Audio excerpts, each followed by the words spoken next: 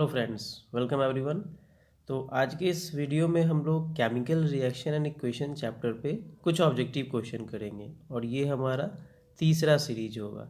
ठीक है, तो आइए हम लोग स्टार्ट करते हैं।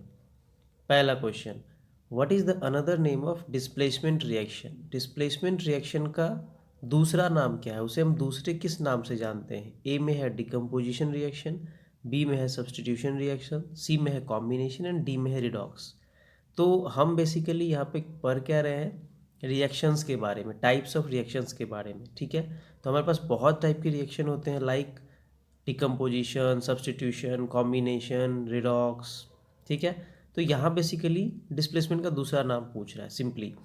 तो डिस्प्लेसमेंट का जो दूसरा नाम होता है उसको हम सब्सटीट्यूशन भी बोलते हैं। सब्सटीट्यूशन मतलब उस एलिमेंट के जगह आके सब्सटीट्यूट हो जाना। डिस्प्लेसमेंट का मतलब भी क्या होता है कि उस एलिमेंट के जगह दूसरा एलिमेंट आके डिस्प्लेस हो जाता है। तो इसका आंसर हो जाएगा B, substitution reaction. Now coming to question number 2। यहाँ पे क्या दिया है, ए हमारा एक एलिमेंट है प्लस वो एक कंपाउंड से मिल रहा है जो कि हमारा बी सी है। ठीक है, उसके बाद हमारा क्या फॉर्मेशन हो रहा है, ए सी का फॉर्मेशन हो रहा है, A C compound plus B element. ठीक है, तो पूछा जा रहा है which reaction is taking place here, यहाँ पे कौन सा रिएक्शन हो रहा है? तो ए में कॉम्बिनेशन, बी में डिस्प्लेसमेंट, सी में डबल डिस्प्लेसमेंट और डी में नन ऑफ द अबव। तो यहाँ पे बेसिकली हो ऐसा रहा है कि हमारे पास एक ए एलिमेंट है, वो बी सी कंपाउंड से जाके कंबाइन हो रहा है। कंबाइन होने के बाद क्या हो रहा है, तो कंबाइन का मतलब ये नहीं कि कम्बिनेशन हो गया, नहीं, ध्यान से देखना है। कंबाइन होने के बाद क्या हो रहा है, ए अकेला था पहले, अब क्या हो रहा है, बी सी का जो सी है वो ए के साथ आके मिल गया और बी अकेला हो गया। इसका मतलब हुआ कि यहाँ पे कुछ ना कुछ डिस्प्लेस किया गया है। क्या डिस्प्लेस हुआ है, यहाँ पे सी डिस्प्लेस हुआ है। सी डिस्प्लेस क्यों हुआ है, ये भी एक सोचने की बात है। सी डिस्प्लेस इसलिए हुआ है क्योंकि जो ए है वो ज़्यादा स्ट्रॉन्ग एलिमेंट है और वो क्या किया है, बी सी से उसके सी को छीन लिया है। ठीक है, छीन लिया इन द सेंस कि डिस्प्लेस कर लिया। क्यों? क्योंकि बी सी जो था वो वीक था, बी जो था वो वीक था, वो सी को अच्छे से नहीं पकड़ के रख पाया, और ए जो था वो स्ट्रॉन्ग था, तो ए ने सी को बी सी से खींच लिया, डिस्प्लेस कर लिया। तो यहाँ पे बेसिकली क्या हुआ, बी डिस्प्लेसमेंट रिएक्शन हुआ।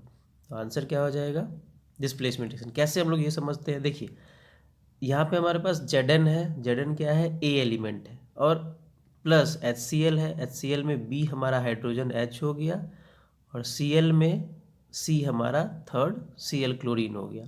इसके बाद क्या बन गया, इसके बाद बना Z N C L two, मतलब एच सी एल से सी एल को जिंक ने डिस्प्लेस कर लिया और प्लस एच टू बना, मतलब हाइड्रोजन गैस बना। अब डिस्प्लेस क्यों किया, क्योंकि जेड एन जो रिएक्टिविटी सीरीज आप अगर देखोगे तो रिएक्टिविटी सीरीज में जो जेड है वो ज़्यादा स्ट्रॉन्ग एलिमेंट है, किससे, हाइड्रोजन से, इसीलिए जिंक ने हाइड्रोजन को अपनी ओर खींच लिया। अब यहाँ पे एक चीज़ और समझना है, ये जेड के बाद ब्रैकेट में एस क्यों लिखा है, इसका मतलब क्या होता है? तो ब्रैकेट में एस है, इसका मतलब होता है जिंक, एस का मतलब सॉलिड। ठीक है, सिमिलरली ए क्यू का मतलब क्या हो गया, एक्वस सॉल्यूशन। ठीक है, लास्ट में क्या लिखा है, एच टू के बगल में जी लिखा है, मतलब गैस। ठीक है, अब आपके दिमाग में थोड़ा और कुछ आ रहा होगा कि ये HCl में तो H अकेला था, यहाँ पे H2 कैसे हो गया?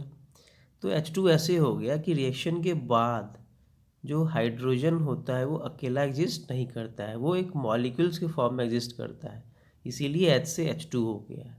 ठीक है, अब हमें इसे बैलेंस करना पड़ेगा और बैलेंस करने के लिए हमने HCl के आगे 2 लगा दिया है। ओके, नाउ तो इसका आंसर क्या हो जाएगा, बी, डिस्प्लेसमेंट रिएक्शन। ठीक है, now coming to question number 3, which of the following is an example of displacement reaction? Yes, हमें एग्जाम्पल खोजना है, तो पहला से देखते हैं। पहला में क्या है, CaCO3, ये बन गया है CaO प्लस CO2, इसका मतलब ये क्या है, ब्रेक हो रहा है।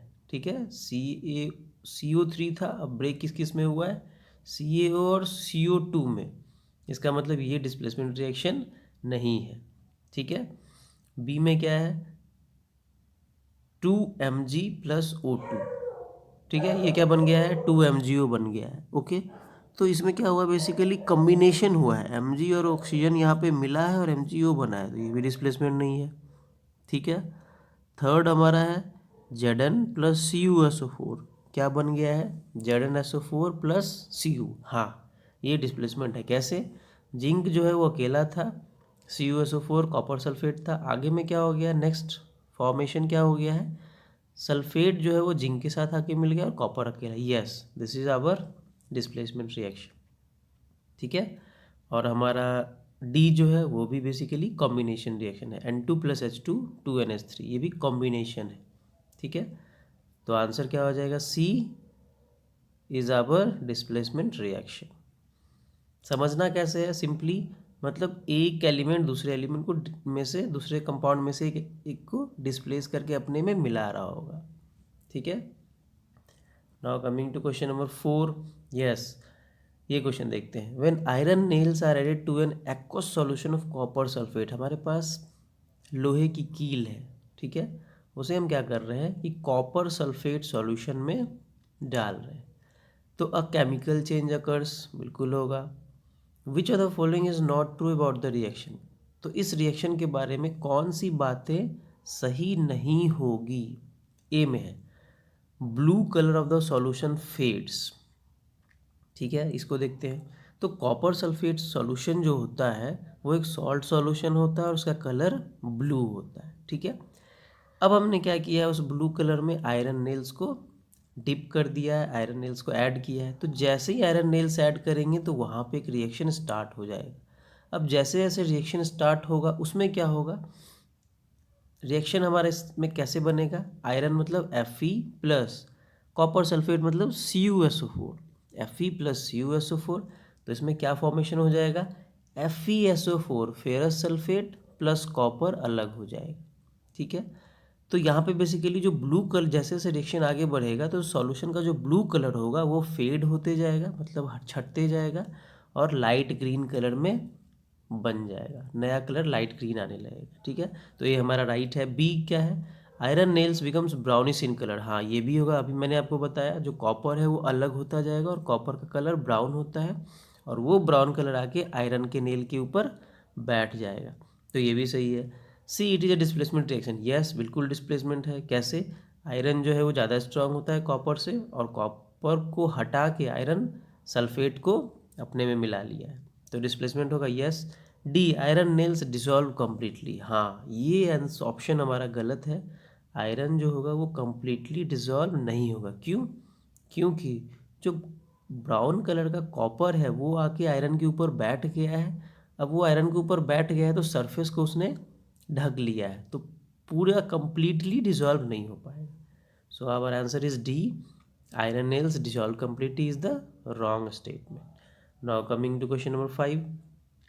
अ reaction in which two reacting ionic compound, अब हमारे पास दो कंपाउंड है, ध्यान से देखना है, exchange there corresponding ions is called, उसको क्या बोलते हैं।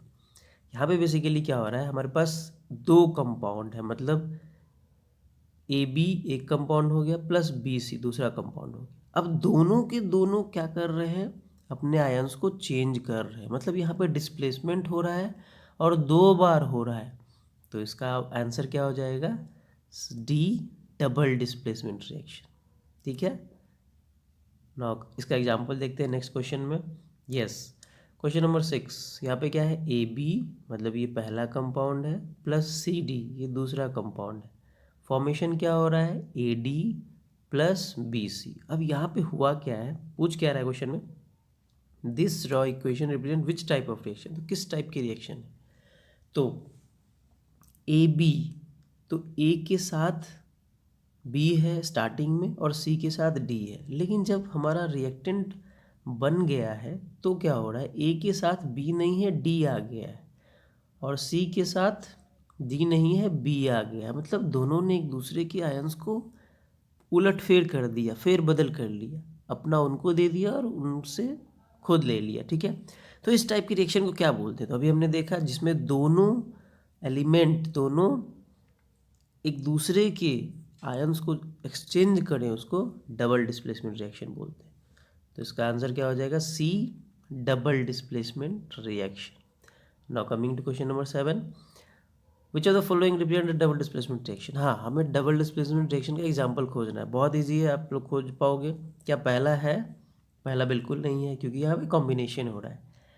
H2 मिल रहा है ऑक्सीजन के साथ और H2O बन रहा है, तो नहीं है। दूसरा, Mg मिल रहा है ऑक्सीजन के साथ, तो MgO बन रहा है, ये भी नहीं है। तीसरा, हाँ ऐसे ये कुछ लग रहा है, AgNO3 प्लस NaCl, यहाँ पे सिल्वर नाइट्रेट सोडियम क्लोराइड से मिला है और फॉर्मेशन क्या हो रहा है, AgCl, मतलब Ag के साथ पहले नाइट्रेट था, अब कौन है, Cl है, क्लोरीन। और सोडियम के साथ क्या था, क्लोरीन था पहले, अब कौन है, नाइट्रेट आ गया है। तो यहाँ पे दोनों ने एक दूसरे को सब्स्टिट्यूट कर दिया, डिस्प्लेस कर दिया। तो ये एग्जाम्पल हो जाएगा हमारा डबल डिस्प्लेसमेंट का। तो आंसर क्या हो जाएगा, सी, डबल डिस्प्लेसमेंट का example. Okay, now coming to question number 8, the reaction in which one of the product formed is an insoluble substance. अच्छा, ये एक ऐसा रिएक्शन है जिसमें एक प्रोडक्ट जो फॉर्म होता है वो इनसॉल्युबल सब्सटेंस होता है and is thrown out of the solution, और उसे हम सॉल्यूशन से निकाल के फेंक देते हैं एज सॉलिड के रूप में। तो इस टाइप के रिएक्शन को क्या बोलते हैं?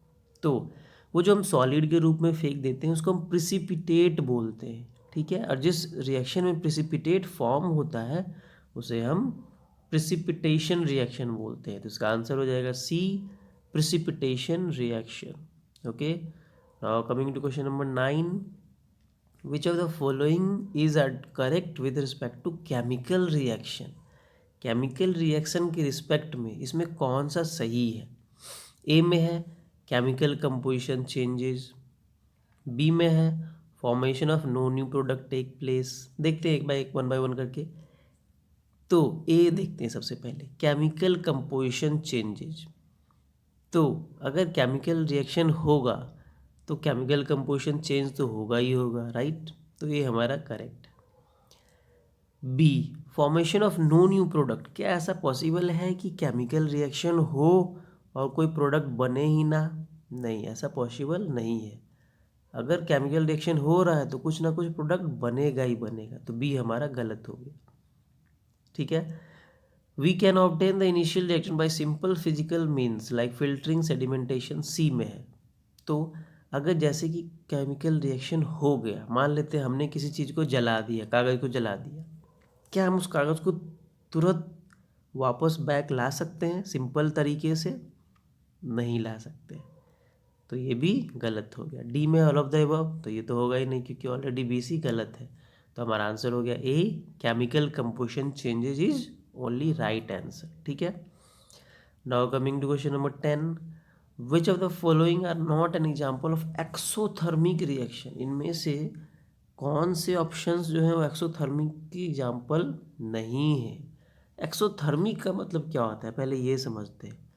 तो वैसा रिएक्शन जिसमें हीट रिलीज हो, हीट निकले, उसको हम क्या बोलेंगे, एक्सोथर्मिक रिएक्शन बोलेंगे। तो आइए वन बाय वन करके देखते हैं। ए में क्या है, dissolution of concentrated sulphuric acid in water. हम लोग क्या कर रहे हैं, वाटर, सल्फ्यूरिक एसिड में वाटर मिला के उसको डिसॉल्व कर रहे हैं। तो जैसे सल्फ्यूरिक एसिड में वाटर मिलाएंगे बहुत सारा हीट रिलीज होगा। ये एग्जांपल है एक्सोथर्मिक रिएक्शन का, ठीक है। बी में देखते हैं, combustion of LPG and kerosene. जब हम लोग एलपीजी और केरोसिन को जलाते हैं उस टाइम भी क्या होता है, हीट रिलीज होता है, तो वो भी एक्सोथर्मिक का एग्जांपल है। तो बी भी एक्सोथर्मिक का एग्जांपल होगा। C, reaction of lime with water. जब हम लाइम को, वो चूना को वाटर के साथ मिलाते हैं, फिर भी आप देखोगे बहुत सारे बबल्स रिलीज होते हैं और कंटेनर हमारा हीट हो जाता है, तो वहाँ भी हीट रिलीज हो रहा है। डी में है conversion of steam to water. अगर conversion of water to steam. तो अगर हमें वाटर को स्टीम में बदलना है तब हमें हीट उसमें देना पड़ेगा, यहाँ पे हीट रिलीज नहीं होगा। तो ये जो ऑप्शन है ये एक्सोथर्मिक का नहीं है। तो ये किसका है, ये एंडोथर्मिक का है। इसमें हमें हीट को एब्जॉर्ब कराना पड़ेगा वाटर में, तब जाकर वो स्टीम बनेगा। तो इसका आंसर क्या हो जाएगा, D, conversion of water to steam is not an example of exothermic, it is an example of endothermic reaction. Okay, तो आज के लिए इतना ही, फिर हम लोग नेक्स्ट सीरीज में मिलेंगे। That's it for today. Thank you for watching, have a nice day.